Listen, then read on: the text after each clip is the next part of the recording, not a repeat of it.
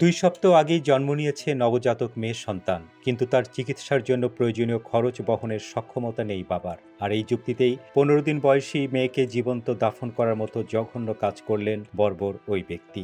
রোববার এক প্রতিবেদনে এই তথ্য জানিয়েছে পাকিস্তানি সংবাদ মাধ্যম ARY নিউজ।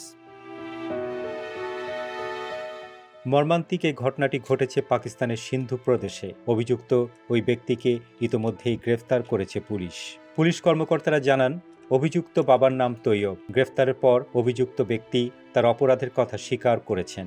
নিজের আর্থিক সীমাবদ্ধতার উল্লেখ করে তিনি দাবি করেন, তিনি আর শিশুকন্যার চিকিৎসার খরচ বহন করতে পারছিলেন না, আর এ কারণেই নবজাতককে বস্তায় ভরে দাফন করেন তিনি।